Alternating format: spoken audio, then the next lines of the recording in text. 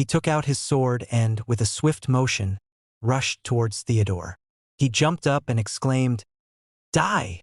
However, with one slash, he lost his arm and his life was extinguished. The thugs were terrified, and one of them revealed that he had heard if he took the princess's life, he would be rewarded with money. That was why he had attempted to commit the act. Theodore raised his sword above his head and declared, "Be silent. He will pay for his foolishness with his life." He then ordered his men to dispose of the body, referring to the thugs as mere dogs who were paid for their services. He inquired about Princess Lisa's well-being and was informed that she was resting and that security was perfect. Theodore sheathed his sword and instructed them not to let Princess Lisa find out about what had happened that night. He added that she should not be disturbed, and he considered it a frightening thought if this person was truly an enemy. He reflected on how Princess Lisa, who was trying to correct the empire's injustices, was fighting alone in such a place. He remembered her sweet expression from when she was a child and how she had made him blush and softened his demeanor. He acknowledged that he was not the same person he had been back then and believed that he was now simply a man who deserved to fall into hell. The next day, Lisa was in a carriage. To corner the Marquis, they needed the victim's testimony. She had cancelled any other appointments and decided to take action herself. She approached a lady in her home and asked if Miss Daisy Mason was present. The lady, with tired eyes, revealed that she was Daisy. Lisa smiled and introduced herself as an envoy of the imperial family. She asked if Daisy could tell her what had happened to her. Inside Daisy's home, Daisy revealed that she was the second daughter of Baron Mason and had been treated poorly even at home. However, her singing talent had been recognized, and she was offered a debut at the Opera House. Lisa had heard that Daisy had a wonderful singing voice and was even called the Imperial Capital's songstress.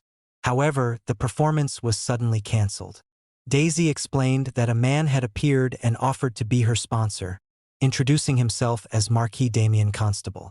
Despite feeling looked down upon and considered incompetent, she was surprised that someone with special abilities like him would offer to help her. She was genuinely grateful, but upon entering his mansion, he attacked her.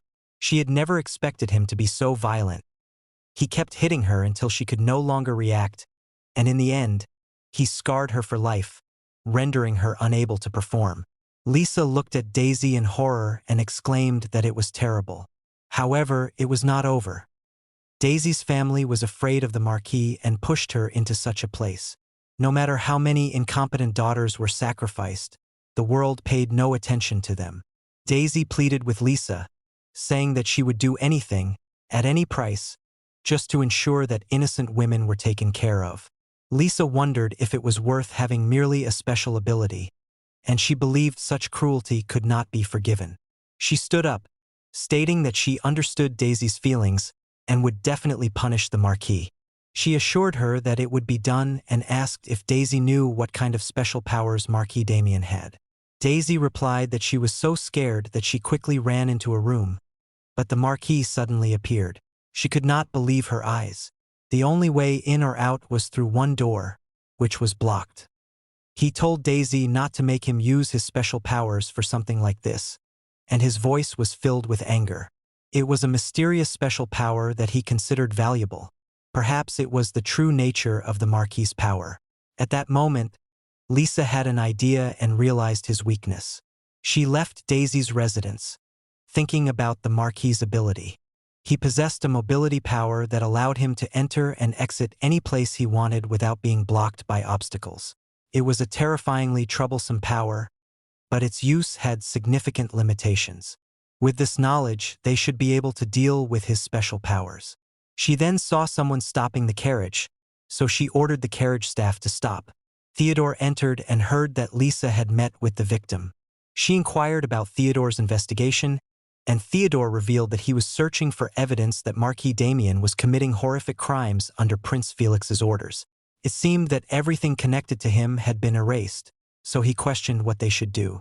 Lisa thought for a moment and realized that without evidence, even if she caused a fuss now, it would be hushed up. However, she knew that the more cowardly a person was, the more likely they were to keep evidence on hand. She ordered Theodore to sneak into the mansion and capture the evidence. Theodore expressed concern, stating that it would certainly surprise her but would be difficult. What could anyone expect from an art collector? The security at the Marquis's mansion was tight, and it was challenging to bypass it. The question was how to sneak into the mansion. Suddenly, Lisa noticed a boy carrying a gift and had an idea. If it was hard to sneak in, the Marquis himself will welcome them in. In the next scene, a winged lion, majestic and seemingly staring off into the distance, was shown. The man commented that it was definitely the highlight of the exhibition. Suddenly, he noticed Princess Lisa with some men behind her and inquired why she was there. She explained that she had been asked by her superiors to do some work, so she would check the listing for him and he could leave. He quickly passed her the listing and said he understood. At that moment, she ordered the men to get to work. They commented that it was an incredible job to drill a hole in the national treasure and create a structure where people could hide. In this country, the winged lion was considered a deity, reserved for special abilities or nobles seeking privileges. Nobles often pray to the winged lion and cling to it, but Lisa was different. She would never pray to it. She intended to crush those who imposed inequality and harmed innocent people. On the day of the auction, nobles praised Princess Felix and Princess Louisa, commenting on their beauty. Felix exclaimed that being a member of the royal family was exhausting. Louise cheerfully remarked that, if that were the case, she saw he was having lots of fun. Felix wondered about the point of being so friendly toward these people. He inquired about Lisa's whereabouts and what she was doing. At that moment, Lisa and Theodore arrived, stunning and attracting the attention of everyone. The men and women began to blush, surprised to see Princess Lisa and Theodore. Meanwhile, Felix and Louisa looked on with jealousy. As they walked, Lisa asked Theodore if it was all right for him to enter the Marquis's mansion, suggesting that he did not need to go. He replied that he was accustomed to danger and she would be pleased if she could achieve revenge on Felix and Louisa. Justice was merely a means to that end. It was not painful, and she was not confused because she was focused on revenge. She smiled and told him that she was relying on him. Suddenly, Marquis Damien appeared with two girls on his arm, seemingly uncomfortable. He glanced at Lisa, pushed the girls away, and approached her, bowing. His eyes were unsettling. After that, he held the two girls and walked away. Later, the auction began, and a beautiful painting was sold to a wealthy man in a white coat, and a stunning necklace was sold to an elegant older woman. The highest price was paid for the Twilight statue, bought by Marquis Damien Constable. For now, everything was proceeding as planned. Theodore took this opportunity to enter his designated position, marking the beginning of the battle. Louisa commented that she found the auction very exciting. She asked Lisa how it was for her. Lisa gave an awkward smile and replied that she had a lot of fun. Suddenly, Marquis Damien appeared. He referred to them as the children of the sun. Felix smirked, stating that the Marquis and him were close. Felix informed Marquis that there was no need to be formal. Marquis approached Lisa, saying it was the first time he had seen her. He referred to her as the Dark Moon Princess, and expressed surprise at being able to meet her. Seemingly irritated, Lisa asked what he meant by dark moon. He explained that it meant the more beautiful the moon, the more it hides.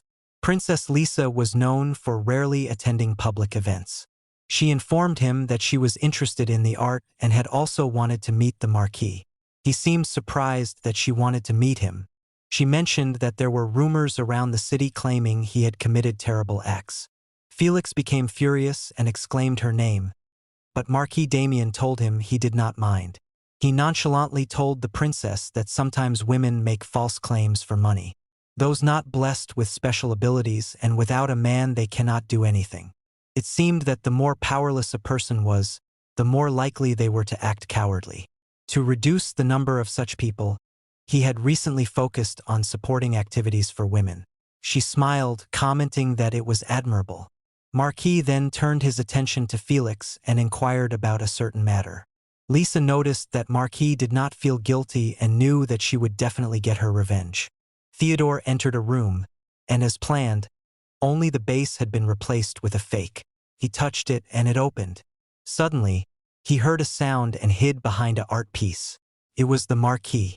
Marquis Damien remarked that it was beautiful and questioned whether the god who gave special abilities were truly heroic. He slowly approaches Theodore's position. As he gets closer, Theodore prepares to unsheath his sword. However, this is interrupted by Lisa calling for the Marquis. She smiles and informs him that she heard he was headed there and suggests they talk a little more if he has the opportunity. However, the Marquis's attention is preoccupied as he tries to look back at the vase. At that moment, Lisa places her hand on his cheek and tells him that she would like to hear more about the support activities he mentioned earlier. Marquis, obviously intrigued, quickly agrees. He orders his men to take the statue back to his mansion. As they walk together, Lisa smiles. Noticing this, the Marquis inquires if something happened. She tells him no, it's just that the Marquis is a very kind person and helps a lot of people. Later, the men bring the statue into the mansion. They carefully move the statue, and everything seems to go well. Outside the mansion at night, Lisa confirms that the statue has been safely transported. At the same time, the knights discuss that if they failed to gather evidence, it would be a big problem. They have no choice but to trust the commander of the night. She has shared all the information she could, and now it is up to Theodore. Theodore enters the Marquis's private room and touches a table that leads to a secret compartment. As he descends the stairs and enters the room, he sees torn dresses with blood stains and pictures of women screaming in pain. The Marquis is clearly a man of bad taste. Suddenly, Theodore notices Prince Felix's name along with assassination instructions addressed to the Marquis. With this, they have evidence to denounce not only the Marquis but also Prince Felix. Suddenly, Theodore dodges a shot aimed at him. The Marquis says that it's unfortunate when young people with bright futures turn to evil. Theodore attempts to pick up the letter that had fallen from his hands, but the Marquis shoots at him, stopping him from retrieving it. The Marquis makes a grim expression and states that the conversation is not over yet. He questions whom Theodore is following. Theodore prepares to unsheath his sword and tells him that he will be the one to judge his evil deeds.